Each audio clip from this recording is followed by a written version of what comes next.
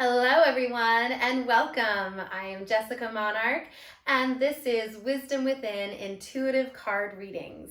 I am so excited to be here with you today. This is our first official episode, our first official card reading on this channel. The first video that I posted is an introductory video, so if you haven't had a chance to watch that yet, you can take a few minutes to watch that, and it explains a bit about what the intention of this channel is and what you can expect and what I'll be sharing with you. So we'll go ahead and get started. Each episode, I'm just going to take a little time to just tune in with, whatever is coming up, astrologically, what's going in the world, what's going on, community-wise. Just going to be talking a little bit about kind of like grounding us into a thought or an intention for our card reading, and then we'll pull a card. I'll share the insights and wisdoms that are coming from me, and then we'll read from the book that the deck of card comes with. The intention around this, again, is really for us to be able to learn how to utilize different tools in our life to tune into our own inner wisdom, to listen to what is ignited, what is activated, what is triggered, what is, really what stands out for us when we pull cards and when we read. And again, as I said in my intro video, there are so many amazing, beautiful spiritual cards that can really be supportive for any path that you are on. And I just see them, again, as a wonderful tool for us to use to learn how to tap into our own intuition and our own wisdom and what we resonate and don't resonate with. So it's always good to just be open to receiving whatever is coming through in this card reading for yourself, and also recognizing things that you might speak to you a little bit differently. So I look forward to sharing with you. So let's go ahead and get started on our first card reading. So today is September 13th. Of course, there's a lot of emotion, a lot of heaviness, a lot of remembrance of the anniversary of 9/11, which was just a couple of days ago on the day that this video is being recorded. And so I definitely have felt it over this past week, the energy, the sadness, the grieving, the remembering. And it's important that we do that. It really is. It's very important that we do that on our anniversary of things like this, especially that happen on such a massive scale. And it's something that can bring us all together in sharing that grief and sharing the process of healing from that.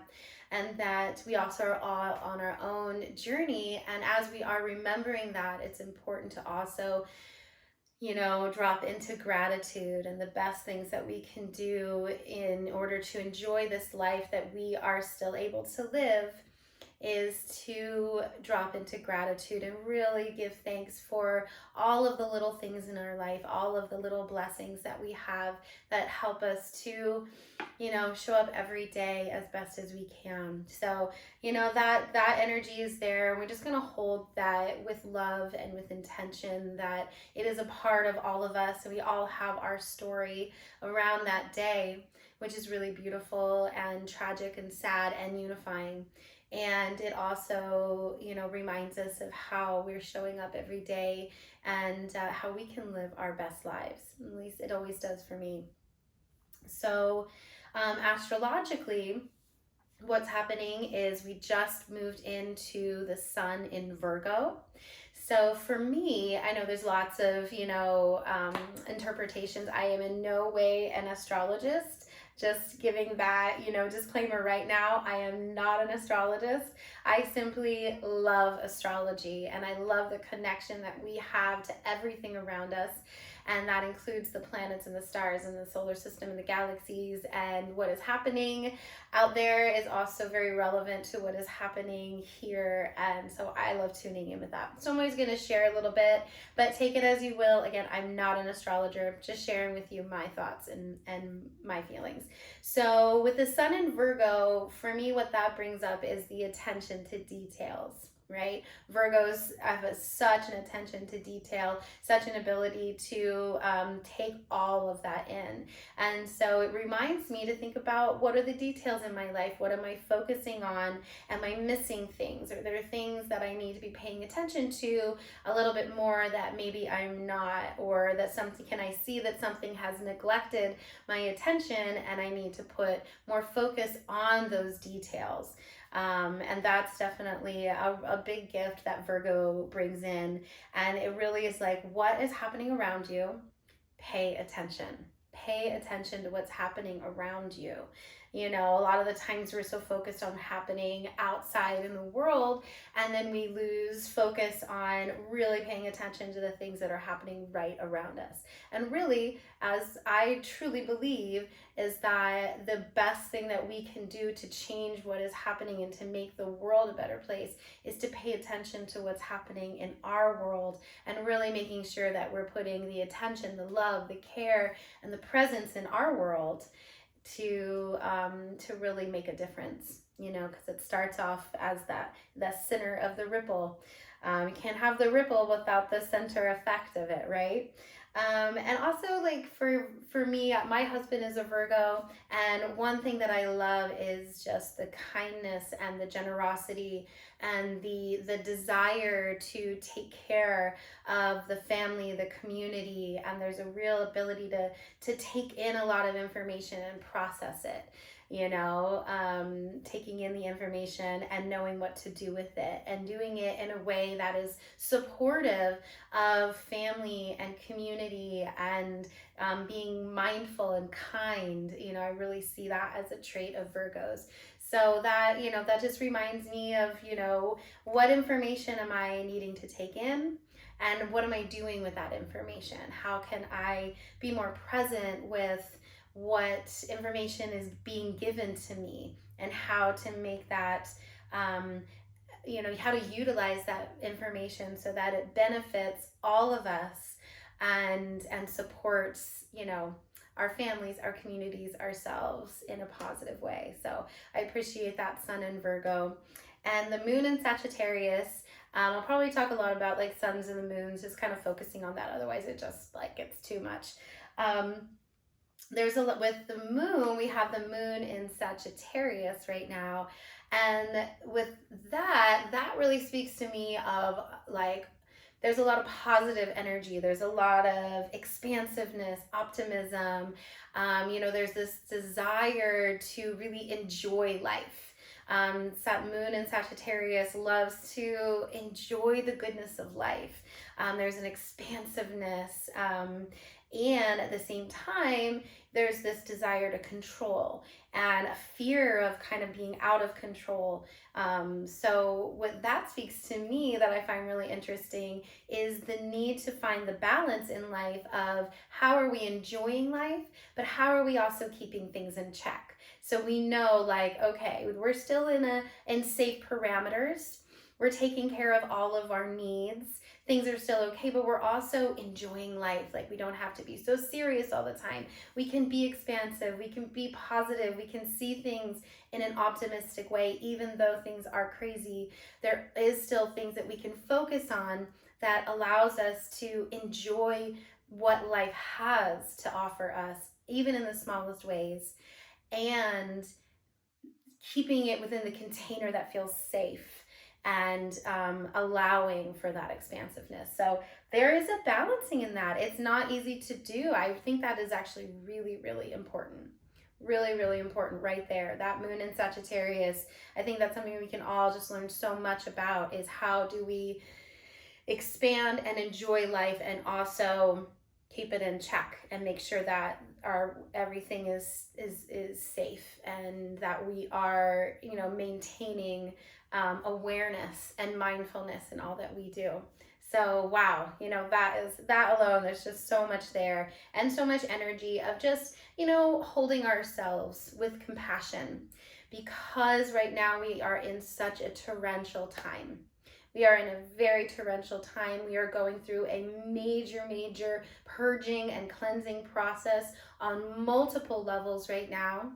And that it's very easy to get thrown off center, to get caught up in the chaos and in the like a whirlwind that needs to like pick up all of the debris, and mix it around and kind of move it away. Like, it's easy to get swept away in that, right?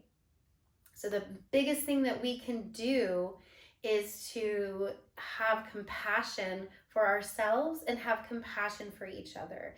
And especially with this time of it just being the anniversary of 9/11, I just really want to encourage us all to remember that we're all going through a lot right now. We're all going through a lot, and we don't know each other's stories, but we do know that we are all human, and we are here on this planet right now, and it is insane, and it's crazy, and it's hard, and it's scary. And all of that is true, and we're all going through it. So let's have compassion for ourselves and for each other as we maneuver through this time.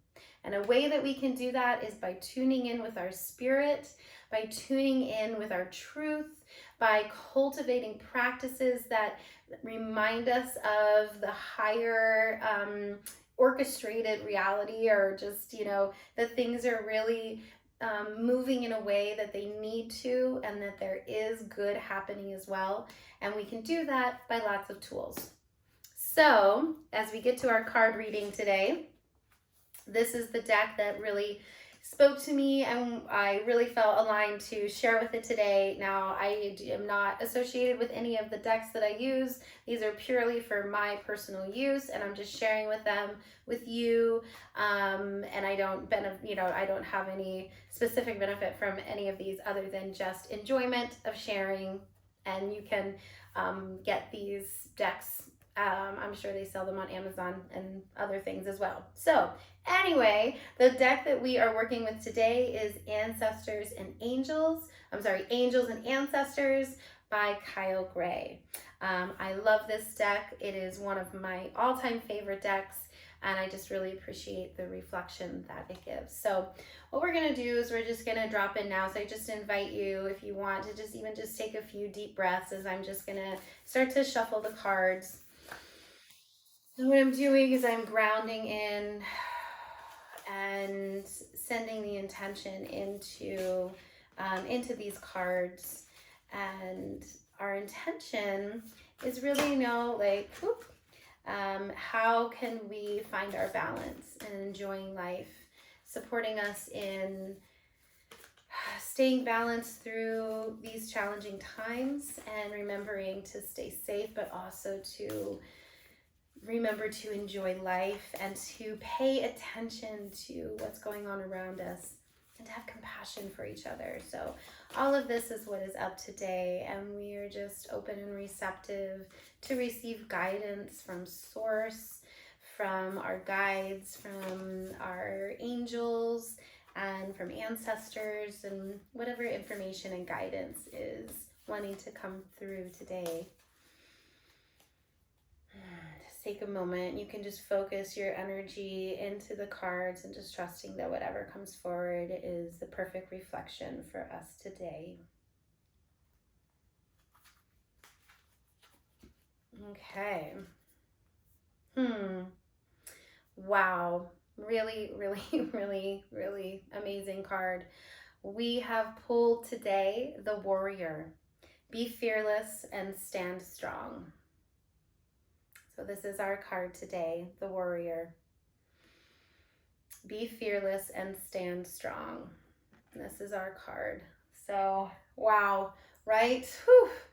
We are really being called upon to be warriors in our own ways, but there is, for me, the warrior inside has to come from a place of being grounded and being connected and being receptive to Source. And I say Source, and you may say God or Allah or Adonai or Goddess.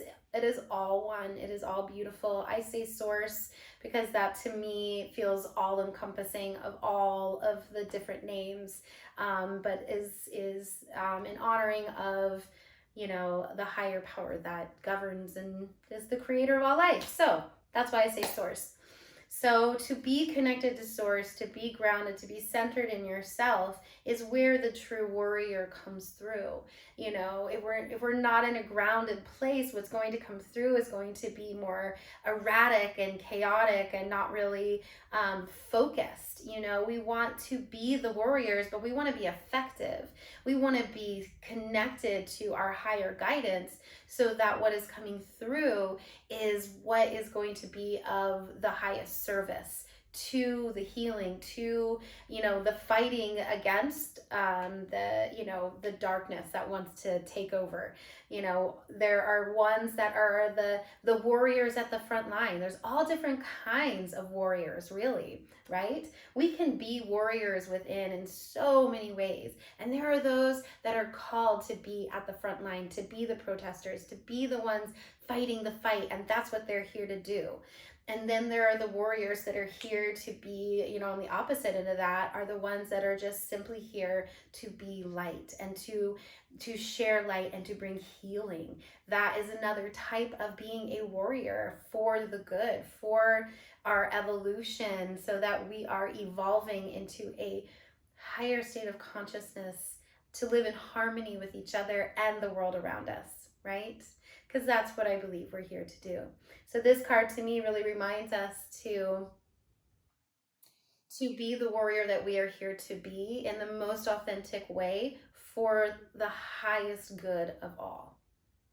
That is to me what the warrior is saying. So as I am looking for the page of this one, just take a minute to feel, you know, like, what does that speak to you? What is the warrior within you?